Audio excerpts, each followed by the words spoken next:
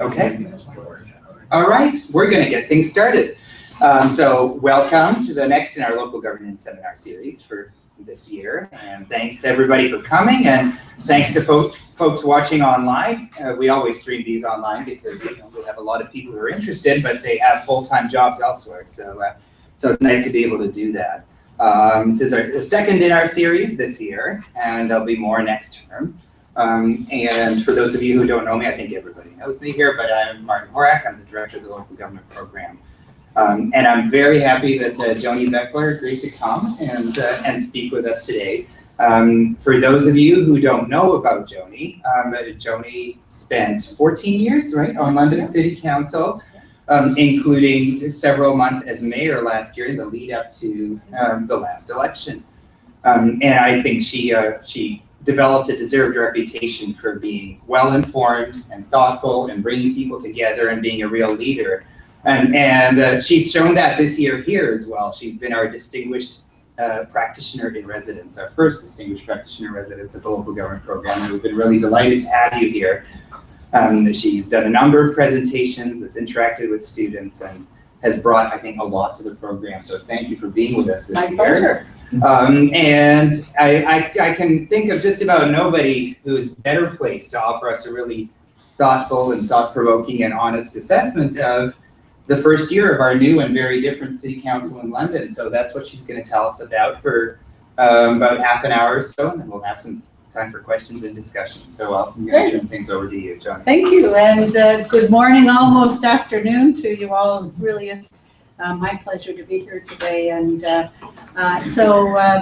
let's get started, because I know we've got a half an hour. I've got a bunch of slides I want to get through and leave some time for questions. So first off, of course, everyone's going to have their own assessment of council and what they think is important. And for me, when I've been reviewing council, I kind of always look to past councils and the various iterations of past councils and the success of them.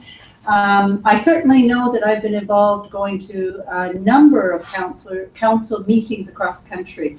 And so I've not only sat in and observed many, which gives me a bit of flavor around benchmarking from that perspective, in a national perspective. Looking at year one decisions, what were the major decisions that were handled over the course of the year? How were they managed?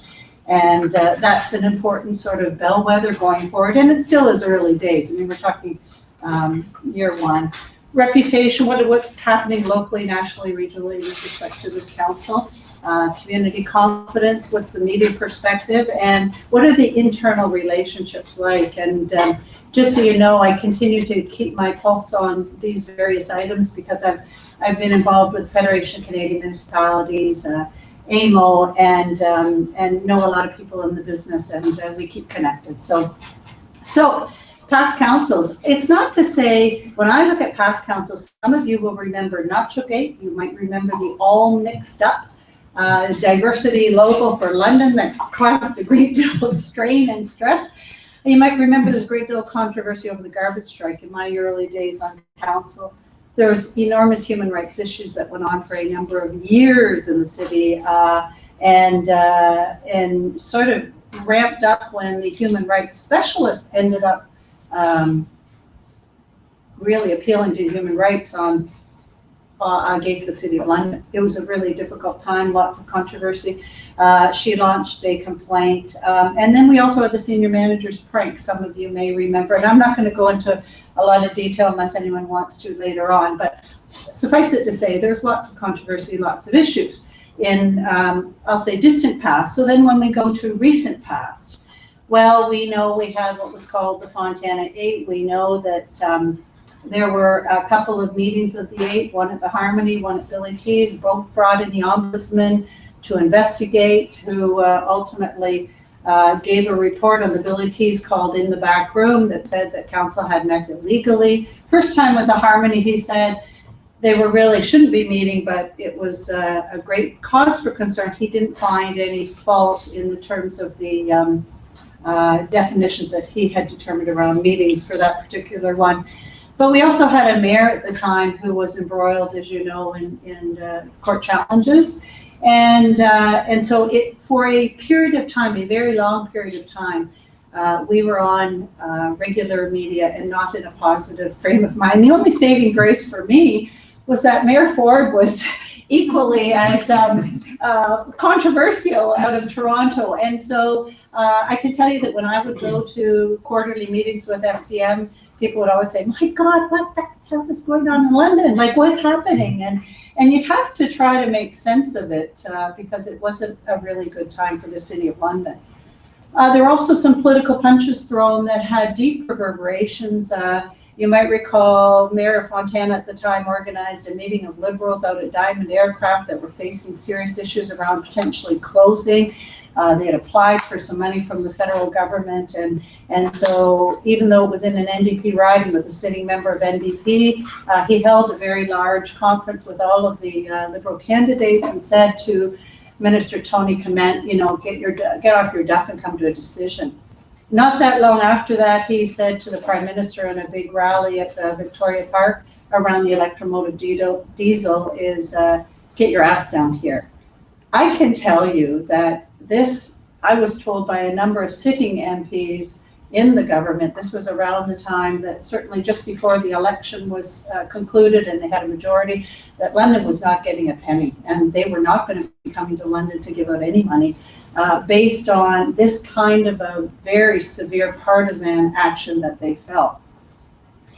And then we had, on top of all of that, a councillor telling his constituent to duck off. We had the police force telling a councillor to stop the online harassment of individuals and posting of their personal address. We had, of course, the Diamond Jubilee Awards where, members of council had given one to that particular person's son. We had one given to a convicted criminal that was a former politician that was convicted. We had a tremendous amount of controversy around this, and we had controversy around the N-word at council, and of course Dale Henderson had his own TV show, and episode 7 is a history of London and ways to cure negative media. That was a particularly interesting video. So progressing to now, so we had a summation of what we saw in the past. Was the previous council mired in controversy, negative media attention, reputation nationally, provincially, locally was, I would say, tarnished. High unemployment rate at the time. So in addition to all this, it didn't seem like the business was being attended to in the city. There was a shotgun approach to moving forward. It seemed like every week we had a different style and approach and something new. And we were all being scattered in a number of different directions, and especially staff at the city. Budgeting, you can imagine what it's like to budget with a 0% target when the mayor sat on the police services board and gave a 3% increase to the police services board, which is the biggest cost center we have. Getting to zero is really difficult complexity. Very disconnected from the community. A number of councillors at the time had said, we'll engage in the community every 4 years. Citizen engagement, that's what it means. Others didn't necessarily agree. And there was questionable ethical approach to a number of issues, which I won't get into. Decision by deferral, constantly issues were referred back to staff as a way of not making a decision. And then the number of votes that were contrary to staff's recommendation were at a high that I had never seen before in my time on council. And many didn't do their homework. You might recall I started tweeting, read the report, because I was so exasperated. That was my way of lashing out. So we get a new council, and there are extraordinary high expectations because there seem to be all the ties to the previous group were cut. We have a grand scale change in the City of London. We've got a group that's very well educated and very well connected in the community. Many came from working behind the scenes or with grassroots organizations or on boards. Many have got degrees and diplomas from this particular program, which is astounding program, might I add. Politically involved in many issues at the city, and some had no political experience at all, and certainly were defined as left-leaning. And I always put left in quotation marks because my time on council is that there really isn't a place for left, right, and center. when by law you have to deliver clean water, that's not a left, right, or center issue. And you'll find that seems to be the case with most issues. Right away, the council had to jump into the budget, and that was a relatively uneventful experience. They came in at a 2.5% rate increase, which was in and around the rate of inflation, so we were advised. They didn't raid the reserves, as previous councils had, to try to get the budget down, which was really just digging into the piggy bank and falsely lowering the budget. There was intelligent debate. What was really quite interesting was there has been and is a commitment to multi-year budgeting. That was something that we could never get through any previous council. And that's a pretty big deal that they said, yeah, go ahead and look at multi-year budgeting. And then there was recently, one of the councillors brought forward the assessment to sell assets, potential assets. What was interesting about it, because it's not like that's new, we've talked about it and seen it a number of times, but the two properties that this individual brought forward had never been on the radar. And they're really very interesting properties to be on the radar. We moved into the Orchestra London, and council was asked to bail out the orchestra so it wouldn't go into bankruptcy. And I think the majority of people believing this was a left-leaning council expected that they'd bail them out, but they didn't. And I think there was a bit of a reverberation through the community around that they didn't, and they said, no, we've got to reset this whole thing and start over. And that was an interesting vote because it started people questioning how left the council was in their perspective. And then we moved on to the strike. And this is a really complex and interesting issue because the one community of the business community, which was the home builders, were very concerned about the strike because they weren't getting their properties inspected or stamped by the building inspectors fast enough to keep things rolling. So they were quite concerned about it, but the majority of the business community that I talked with didn't feel the implications of the strike. The labor community was certainly very active and very angry about the strike, and the labor community expected that a left-leaning council would have certainly backed the union.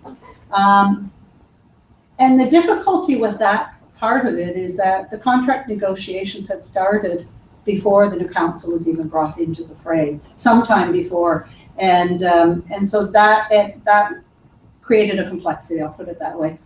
General public didn't feel the pain of a strike like they did the garbage strike that we had in the mid 2000s, of which was a long strike as well, not as long. There was substantial loss of income for the employees with very little gain at the end of it. And a new union president was elected, so some of you could say that there was a lot of internal strife around the whole issue and maybe around the way in which the strike rolled out. There was a great deal of concern about that. From my perspective, I think there was a huge failing on the city's part with respect to communication. I didn't think that having the city manager speak for council, they could speak for city staff, but speak for council almost exclusively with respect to that was, I don't think that was the way it should have been handled. I think certainly the mayor stepped forward a few times on it and said, we need you to get back to work, but communication from my perspective really fell, didn't measure up to what I think it should have been in terms of an active community, an engaged community, and a council that said they were going to be actively engaged.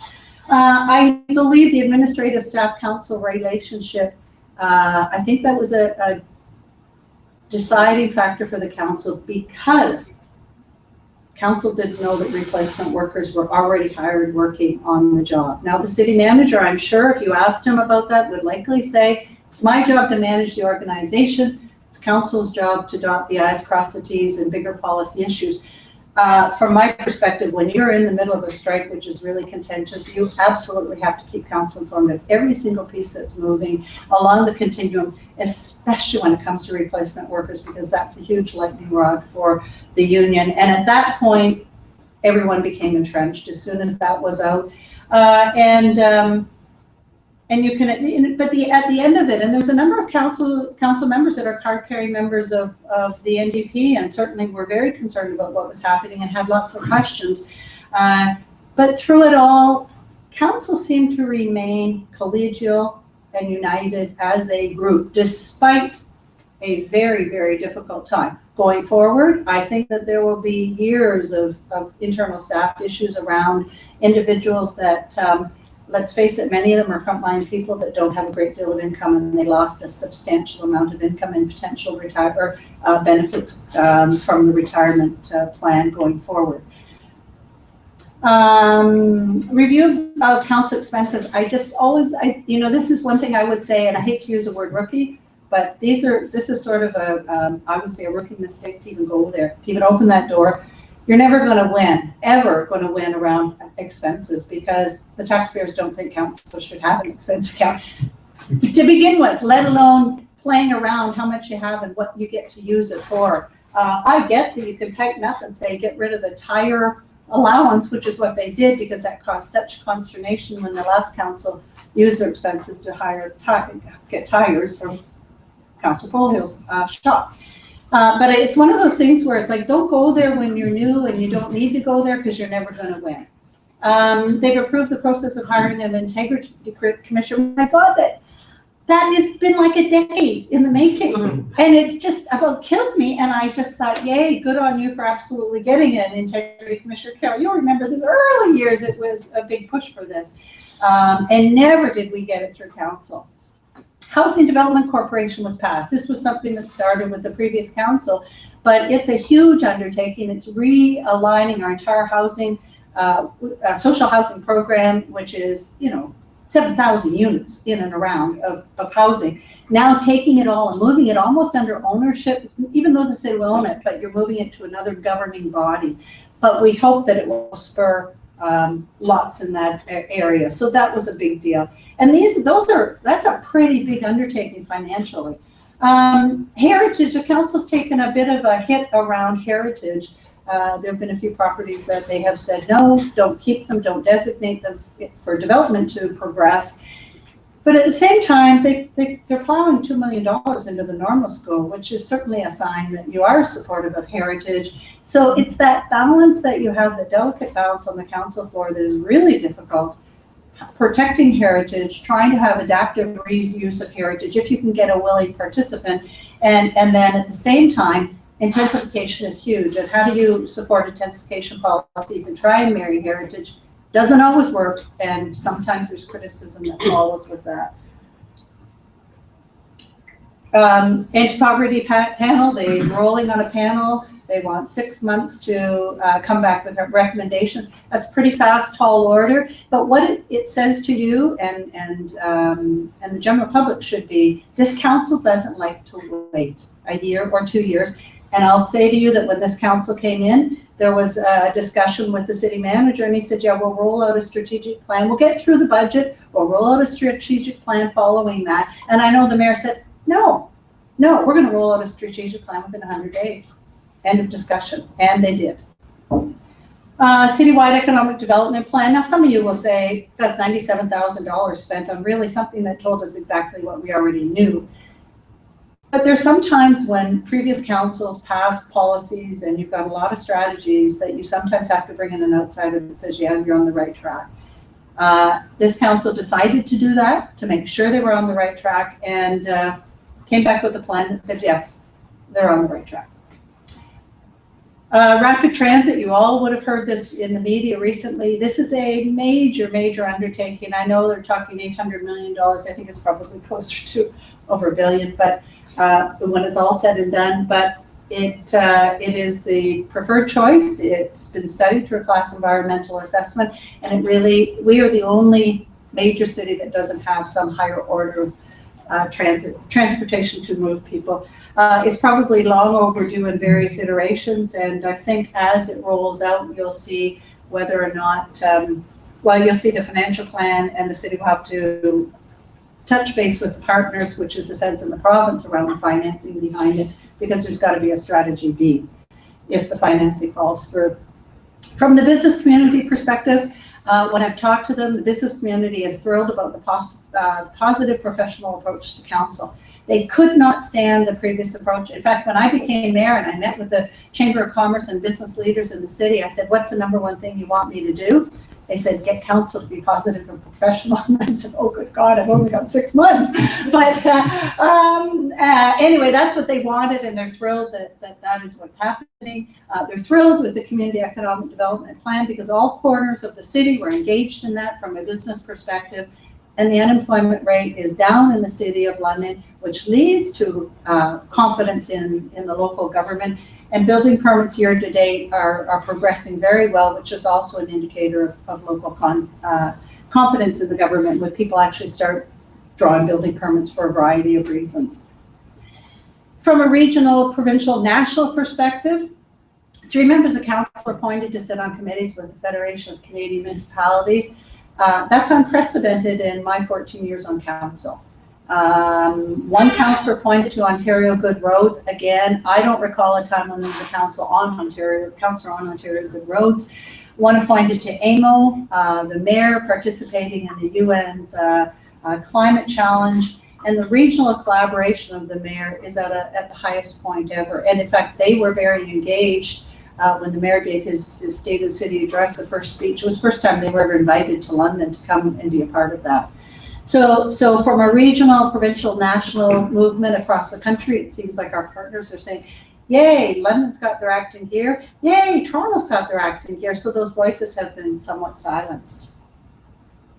Connections into the community. This is the most connected council that we have ever had.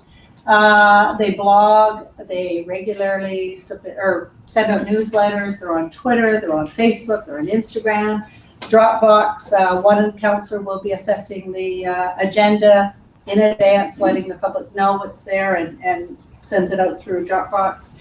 Town hall meetings are held. So in terms of the connection, when I think back to the last council, I think there were maybe 4 on Twitter, 1 wasn't active. I think everyone on this council, save 2, are now on Twitter and actively involved in that, just as one example. And it's a youthful group. The media has been really positive. A lot of the people in the media say to me, it's boring, there's nothing to write about. And they're like, can't we get something going here? But the other thing the media says is that they seem very cautious. Councillors are very cautious. They'll call out on an issue and often people aren't responding. Some do respond. Those are people who are more media savvy, but the bulk of the council is not necessarily responding. So I think there's more work that can be done with respect to that relationship. The internal council relationships.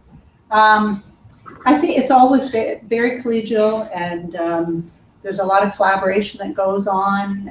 You don't tend to see any of the negative back and forth commentary that happened quite frequently in the past.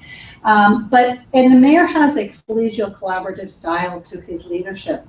And some will say, I want someone that hammers the table. I want someone that pounds their fist on the table. Well, that's just not this mayor. He's not ever going to do that. His style is behind the scenes style. And it's just, there have been very successful councils with those kinds of mayors. I'm thinking of Carl Zare, Gregor Robertson, Vancouver. They all have a similar sort of style. There are certainly some that have the pound the table style, such as the Rob Ford, and I would say Mayor Fontana to a degree. But we're not going to get that out of this mayor. And so when you run a collaborative, collegial type of council, which I would say former Mayor Anne-Marie DeSico-Best did, it's really critical for the mayor to have the pulse of the council. And if the mayor doesn't, someone who is that fist-pounding person who has a hard time with this kind of style will try to break into that what they would see as a power vacuum. So that's something that as a mayor you really have to be mindful of. You have to know your team, you have to know who wants to try to step in and be that person, and that will garner the headlines, and that will garner a little bit of power, and a little bit more banging is a little more headline, more power, and then you've got some internal problems that creates interesting dynamics on council. And in council there's always the issues of who's doing all the work, and councillors getting upset about someone doing all the work or someone not doing much work, and who's getting all the media attention. Those are all things that the mayor will keep his pulse on. You would hope the mayor would keep his pulse on. And the last piece around this internal relation is sometimes when you've got a new council that's not experienced, let's face it, I mean, I've been there, and you come in and you're kind of overwhelmed, and it's like, oh my God, I'm in here. How do you, like, can I do this job? And you try to dig in, but you tend to focus on your ward, because those are the people that elected you. You want to make them happy, and you want to do the things they want in the community. And sometimes your mind is off the big picture. So what to watch for is to make sure that rookie councillors are certainly focusing on the ward, but they consistently force themselves to go up to a higher level and look at the bigger picture. So things to watch with this council is a police budget, 4 years. They're asking for more money. And the 4-year budgeting process, if you don't have a safety net and Justin Trudeau comes to town and says, we want money, we want to give you money for X, not rapid transit, and you don't have a little bit available, you're going to miss some really great opportunities. So there has to be a bit of a safety net in that. Arbitration. City's been in arbitration, and probably most of you don't know, for about 1.5 years over a suite of issues that are hugely contentious and is cost a lot of money, and there hasn't been a decision out. But when this decision comes out, it will reverberate on one side. The firefighters will be thrilled and have a back pay that's pretty massive, or the city may be thrilled, but there are going to be serious implications to this arbitration whenever it concludes. Serious for rapid transit, we've got to watch the finances around that one. And again, back to that budgeting piece. London plan, the biggest change in the City of London is our official plan going forward, and how this council handles that, because you can't support the London plan. You can't support rapid transit and not go for the London plan, because it's all about intensification. Like if you start playing around with this, you've actually just shot yourself in the foot further. You have to move to a new London plan to make the rapid transit work. So overall, when I'm comparing and looking at all of these issues in the past, and this year we've had relatively little controversy. Certainly the strike, I've talked about those discrete items, but generally little controversy. Positive media, the media would like more dirt and craziness, but it's not happening with this group, at least it hasn't. And I think this group saw how angry the public was around the conduct of council, that they would never want to bring that back into the fray, or fear they'd be tossed like the other group was. Again, our national, provincial, regional engagement and input, our reputation is, I think, has risen again. Low unemployment, we've had some of the lowest unemployment numbers. So there's a sense of confidence in the community. Budgeting, good on them to go to a multi-year budget plan. Very connected within the community for a variety of reasons. Ethical professional conduct.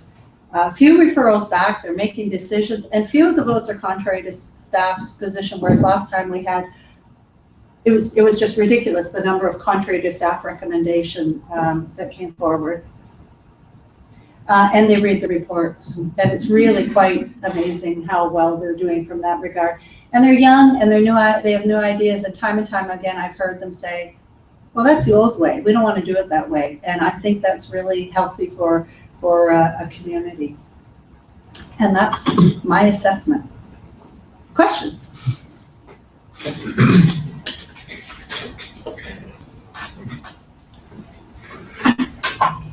Yeah.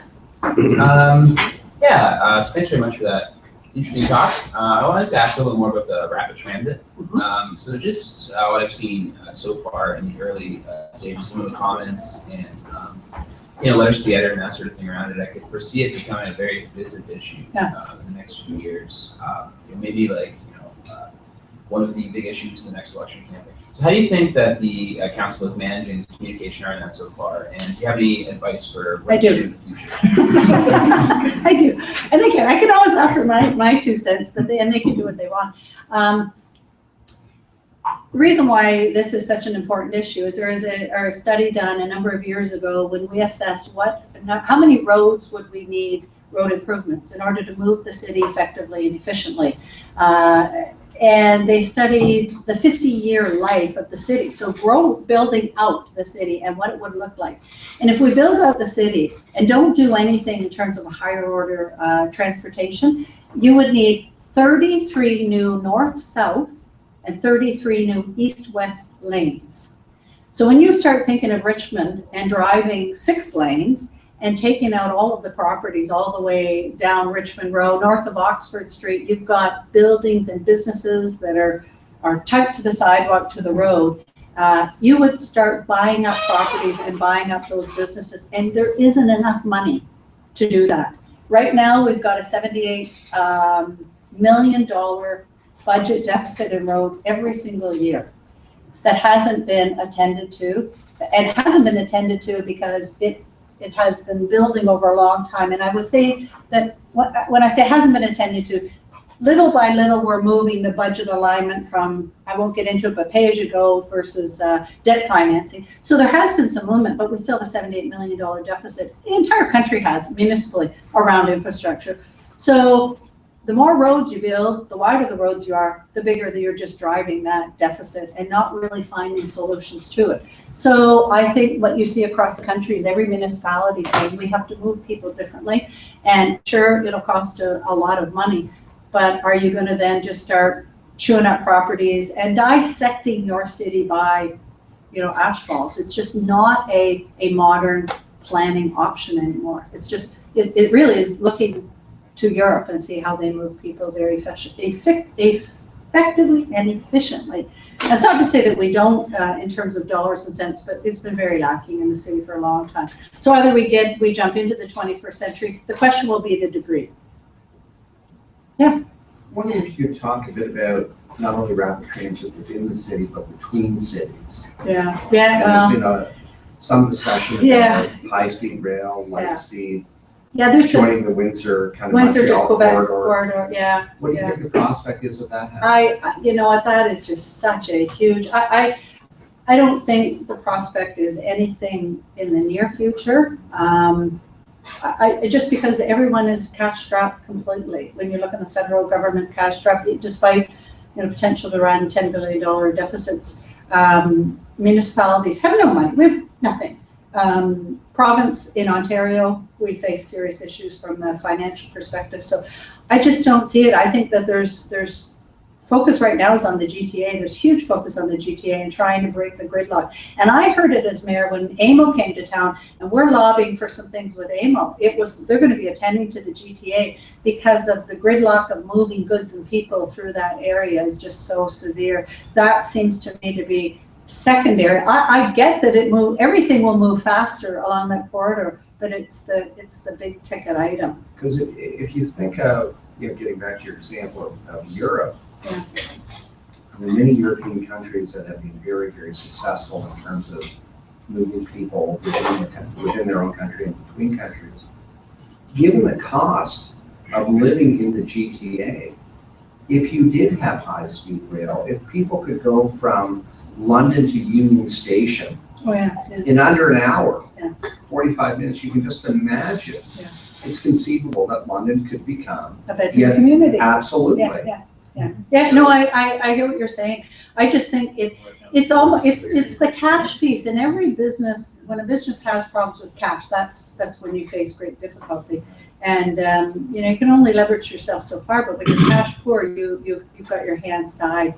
So I know they've talked about it, but they're still uploading Ontario Works to the province, and that was a 10-year plan that was pushed out a couple of years. But just if I can dovetail these two things back to, whenever you present something that's a big ticket item and you don't give the context why in the communications, when you don't say, okay, we can build 33 new roads across the city. Is that what you want to see? Like, we can do that. And we can move people in cars all the time. We haven't done anything about greenhouse gases. We've just created an infrastructure deficit problem that's big. Like, those are the things that don't seem to be communicated that many people don't know. So, yeah, sorry, I'll go here and then Dean. Yeah. I'm a brand new Londoner. I've just been hired here.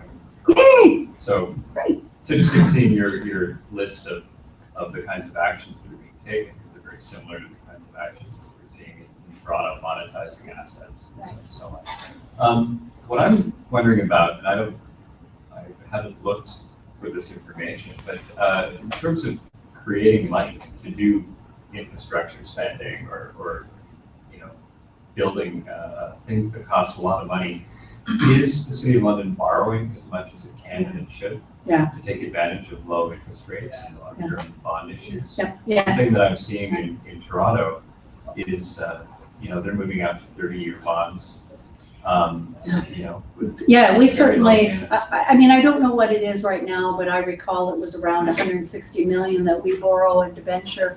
I just know that every single year on the budget, we're paying, I think it's around $60 million that comes out of our budget annually to pay for everything that we've So debentured. what is your debt servicing cost as a percentage of your I operating budget? couldn't tell you right now. I couldn't tell you. I know that Martin Hayward keeps our city treasurer keeps an eye on that quite clearly. And what council had did over a number of years, we committed that if there was surplus, because everyone is bringing in a little bit of surplus plus of unused budget back into the pot at the end of the year, and it's anywhere from 7 million to up to 12. We would always traditionally save sort of the last 4 years, put that down on the debt that hadn't been issued to debenture. So it was debt that we had committed to, but we hadn't gone. And we ended up reducing, returning for every, I forget what it was $160 for every single project, or every million we took off, it put back in the taxpayer's pocket individually.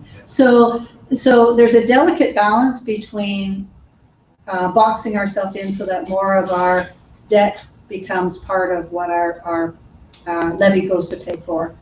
And so I'm with you. I think we're pretty close to being tapped out in terms of what You're the allowed. treasurer says. 25%, or I forget what it is, Yeah. 25%, yeah. And my colleague at UT, Ian Slack, who's one of the Yeah. world's leading local finance experts, she says the problem in Ontario is that debt has become such a dirty word. Yeah. That municipalities are now borrowing anywhere near what they could and that they can't actually afford in order to buy all these things that they say they want, because of this pay-as-you-go mentality that's actually destructive rather than constructive. I mean, it's certainly worth a discussion, but I think from what we've always been told from Martin is that we need a certain amount of pay-as-you-go to pay for what you would normally, normal maintenance of roads and ongoing maintenance. The debt we tend to issue is for bigger capital projects, and we will send out a balloon after 10 years. Usually 20 years was the maximum length of our debenture period, with a balloon at 10. And then it's how much cash do you have then to deal with all of the issues that you need from a cash flow. And he has always said that he felt we were really reasonable. And in fact, the city had to put a cap in place on our capital spending because we were so high in terms of spending. And I think it's still around $30 million, $25 to $30 million annually. So, Dean, yeah.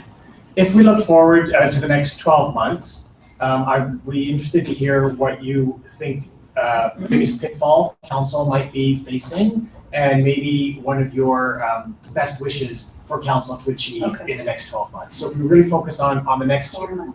Well, I would say to you, the biggest pitfall will be if council disconnects the rapid transit and that protocol and approach to moving people, which is saying this is the way of the future for the next 50, 100 years onward, and disconnects the London plan from that. If they don't comprehend, and that's a hard thing to comprehend because planning well. Planning is not an easy thing for a lot of people to wrap their minds around. But if you disconnect the policies within the London plan that will lead you right to that, everything will come through the hopper, and people will see rapid transit moving more effectively and efficiently. I think that could be the biggest detriment. Following that through, if council passes the London plan relatively unchanged, or maybe some minor tweaks, but it's appealed by the London Development Institute or private landowners, and we have a board member that comes into the city and says, no, you can have this, and I think we need to throw these policies aside, and you get this and that. And the London plan becomes a hodgepodge. We've now got a council saddled with a mess and a strategy that will be incoherent. And that's going to be a real difficult. So my greatest message to them would be really understand these two pieces. My hope is that they comprehend that decisions that they make in the London plan is really cementing the city to a future. And I think it's I think the London plan is a great future for the city of London, as long as they keep some of those strong principles in place, environmental policies and all the things that you and I have talked about over years. So, yeah, and Martin and then Carol, yeah. I guess I'm going to tie into that a little bit and ask you a little bit more about your views on the rapid transit and where it's at. I mean, I speak as somebody who is a big rapid transit advocate in the city, who in terms of strongly supporting the principle of that initiative. I agree with you that it has to be tied into the London plan because that's what gives you the density going forward to make it work. And also somebody who's currently doing research on intergovernmental funding of transit and transportation. So when a week or two ago, City Council got the report from staff about the options for rapid transit, I was a little surprised that they chose the option with one bus rapid transit line and one light rail line. Because if you read the city report, which you probably did, that is the preferred option, but it comes with a very substantial, like $450 million cost increase. And I wasn't sure that it was worth it. And so after that, I talked to a number of people about this one-on-one, and there's also something else that's going on there, which has to do with the council's strategic response, I think, to the way that transit is funded intergovernmentally. In other words, it's important for council, I think, it seems to me they also made the decision that it's important to make a big ask at a time right now when there seems to be willingness from other levels of government to fund. Because if you don't make that, you may miss the opportunity. At the same time, long term, that's maybe a little bit of a risky strategy if that's what's playing in. And so I wanted you to maybe comment a little bit more on that, because I think this is going to be hands down the biggest infrastructure investment in London's history if it goes forward. And so the political stakes are going to be very high as this gets rolled out. I agree with you. I think the political stakes are very high. And again, that's all back to communication, is the do nothing option. What does that mean for the City of London? It's painting that picture of a city with asphalt driving through neighborhoods and communities that are so wide that there really is no cohesive neighborhood, that you really are just a road city. And it's just so old school. It's who would want to marry themselves to an old school kind of approach to moving people. But I agree with you. Well, let me back up with the rapid transit. The reason why the north-south corridor, it seems to be very viable as the first and one corridor aside from the downtown to Fanshawe, is because the population where we are right now. Yeah. When you have a population of 30 to 40,000 people and project out that could be larger, who knows what it's going to be. You have a city the size bigger than Stratford. You've got a city here that you really are connecting a city within a city. And so it makes sense from that perspective that you could potentially run one leg of it. And I think the other aspect behind the scenes is that everyone wants one leg of this four-legged rapid people mover to actually work well. And if you've got a population that can drive it in a corridor and it seemed to be working well, then it opens the door for the other corridors to actually jump on board. So the council went to the north-south and then the Fanshawe one, because there seemed to be, with the Fanshawe College in the downtown, 2,000 students right now, there seems to be that bit of a connection in and out. So that's why I think there's those elements to it. But I will also say to you that I think London is really uniquely poised with this council at this time. If the stars are aligned, there are people on council that have deep connections into the provincial government, direct leadership. Jesse Helmer had, let's face it, Kathleen Wynne came down and was part of his election campaign. They're very close. And you've got a councillor that's got that kind of a relationship, and you've got others that have equal relationships into the federal government. And when you know that that's there, if I was mayor, I would be pulling every one of those strings that I could to a degree that other municipalities can't. And if politics is about relationships, we have critical relationships right now in the City of London. We have a subject matter that both levels of government has said is really important. It's like, why wouldn't we capitalize on it? and try to hit the ball out of the park as best we can. We may not get, 400 million from each or whatever amount, but I think there can be a substantial dollar investment in the City of London, which will drive other investment. You look at Kitchener-Waterloo, there is no question when you get rapid transit rails going in, it drives development along those corridors, and it's been shown time and time again. And then that leads to the intensification, more money in the coffers, because you don't have to run more roads, more sewers, more schools. It's all there. Sure. Yeah. Sure. I wondered if you'd share a little bit of a comparison between London and other municipalities in Canada based on your experience with the FCM on the question of citizen engagement, and particularly on the institutionalization of citizen engagement. How is London doing now, and how is this council and mayor doing with regards to putting into place some meaningful approaches, systems, methods of engaging citizens, and both informing and as well as soliciting information and feedback from them? Yeah, I will say to you that across the country, the average age when I would go to FCN meetings in terms of those involved was substantial. Most were in retirement age and not necessarily engaged in any social media at all, because let's face it, when I was elected, email was there, but 2006, I started in Twitter probably in 2008 or 9, somewhere around there. But Facebook and blogging and all of that, that's just all new within the past little while. And so what I would say to you is that this group is far more connected than a lot of what I would see as the older demographic that is participating in FCM. Everyone is moving quickly. I mean, when you know that Matt Brown ran a campaign kind of like a nation builder, if you know what I mean, from that nation builder machine. Yeah. It's electronic machine behind the scenes that you can track who's contributing, who's tweeting, who's doing everything. And I think you see some campaigns out in the West. Nenshi ran his campaign. He won on that same. Obama was the nation builder campaign. Totally, he really kicked it up a notch. So I think that you're seeing community slowly coming to it as an avenue to engage. But in terms of institutionalizing, that's been a little bit slower. It's been a little bit slower. We asked, I'm thinking it's got to be 7 or 8 years ago, when we said to technology service, if I like planning and I want to know about all the planning applications coming forward in an N5X area code, I'd like to get on a listserv and automatically get flagged for all the, we're nowhere near that.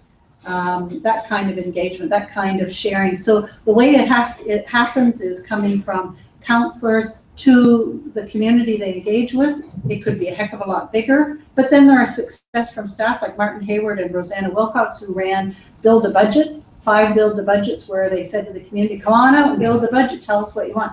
That was incredible. That was a great initiative. So there are some really good hits and wins. There's still a long way to go. And I don't hear that any one group is a real leader. Everyone's trying a lot of different things. So. Joe? Well, Joni, I know you're not on the inside anymore, but I was wondering if you I'm on the outside. I'm a nobody. offer some insights on the council staff relationship. I know at the beginning you kind of characterize this as maybe a dream council for the city manager. Yeah. But there are different issues that come up when councilors do actually read the reports. Yeah. So just wondering, some insights in terms of how. Well, you know what, I mean, a lot of this is supposition. Some of it's with some input from people, and you sort of kind of take the input you get and form your perspective around that. So I'm not saying this is the actual fact, but I would suggest to you that probably prior to the strike, I would suggest that senior managers thought this is a green council. We got some heavy negotiations. Half of them probably haven't been involved in negotiations, don't have any idea what it's about. So we'll just move forward and we'll do what we need to do to make this thing happen. I would think that there would have been lots of discussions behind the scene, because you've got some very active union members that are on council that wouldn't have been happy about the approach to it. And I would expect that they would be asking deep probing questions and potentially, given my experience, not necessarily getting the information right away. And maybe having to go upstairs to someone's office and read the information in their office and not be able to take it and really digest it. And I think that would have caused some friction. And I would expect that when the replacement workers were brought in, that would have caused incredible friction, because you've got a group of people that are somehow accountable to the public and didn't have a clue that that was happening. And so, you know, if you're the sitting member of council, it's like, don't do that to me again. Don't put me in that position where I've got to defend something and I don't know what's going on. At the time, councillors, I will say, I don't want to say got off the hook, but there was sort of one spokesperson, and it was kind of the mayor or Mr. Zudema. And I get that, but I think there could have been far more updates on a regular basis, media conferences to discuss, this is where we're at day one, this is where we're at, and try to deal with some of the concerns that were circulating in the public that, you know, city staff aren't even showing up for negotiations. Is that a fact? Is that a, let's talk about those things.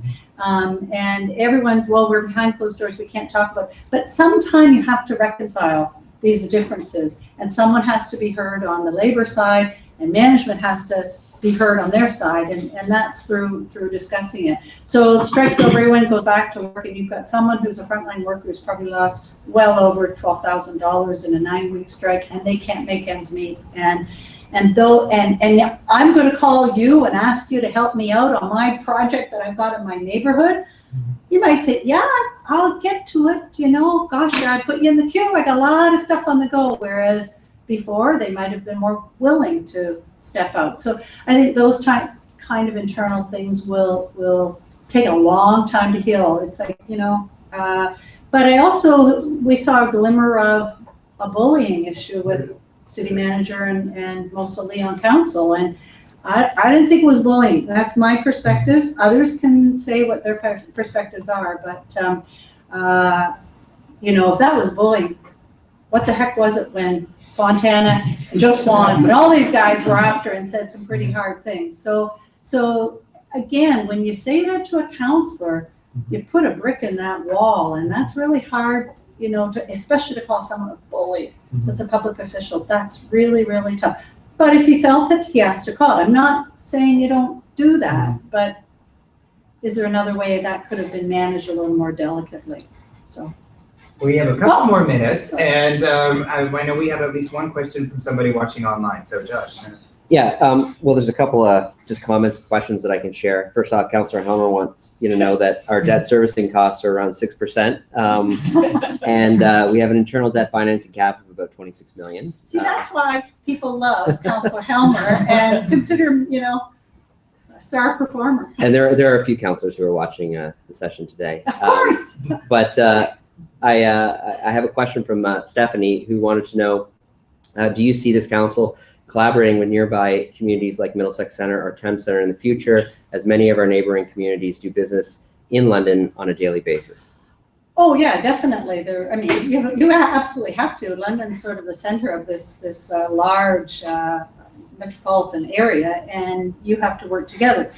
But having said all of that, you know, if I went back to the move to not contest North Middlesex official plan, which opened the swath of land for industrial land, like I mean, that's going beyond being a good neighbor to let that one go. You have to have good neighborly relations. You have to work together. But let's face it, we're all competing for business and we're all competing for taxpayers. So those ties are really important, and those links have to continue to be made. And I know they are right now. So it bodes well for the future. And while we're sharing information, I can let Stephanie know that we recently struck a council city liaison committee that we're filling memberships on with the council. Yeah, so yeah, I think that's all good news.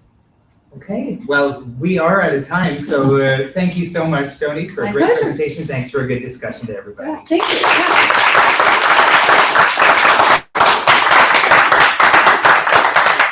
One last piece I'll leave with you. I had some comments about wait till the election, October 4th of 2018, because there's a lot of counselors who are star counselors, and you can imagine that all the political parties, some of them very line, are going to want to be poaching for those vacant seats, and it happens kind of 3 weeks before so you got to either pick one or pick the other, and it could be really interesting time. That's a long ways out. Thank you. Yeah.